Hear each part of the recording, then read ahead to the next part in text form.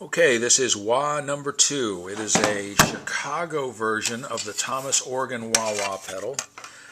You can see that it says Chicago there, and a Chicago version is typified by the stack of dimes inductor, as it is called.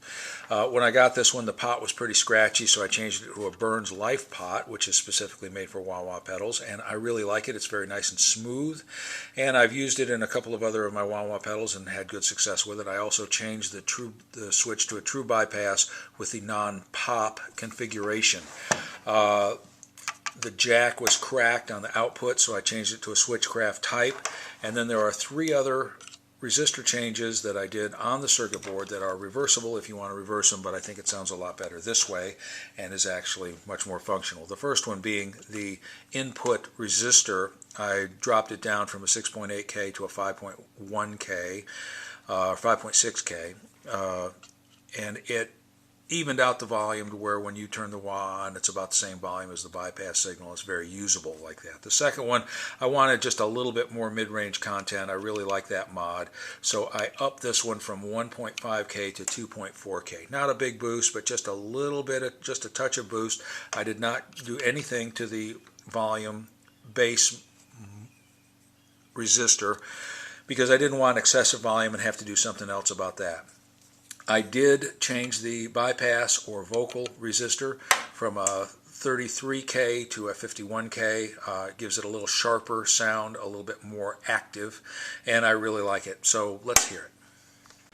Okay, here we have the early 70s Thomas wah-wah pedal, Chicago version with a stack of dimes.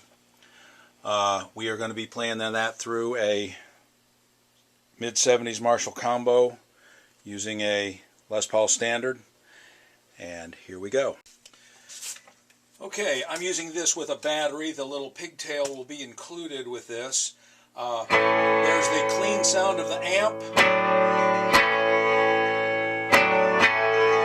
Now you'll hear the physical click, but there's no pop through the amp when you turn it on.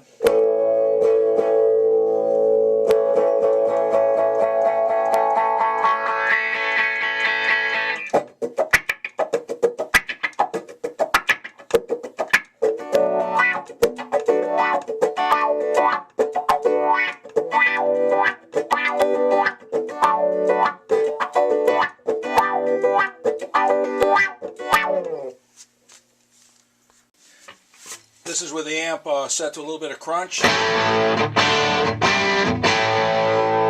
Again, you'll hear the click of the switch physically, but there's no pop through the amp when you turn it on.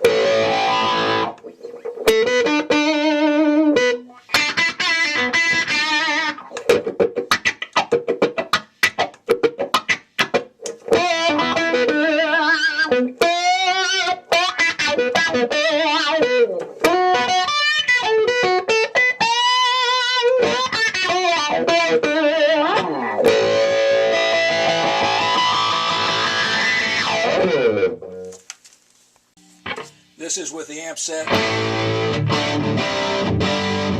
to what by today's standards is probably medium gain, but it's all the overdrive this amp will do. Again, no pop through the amp.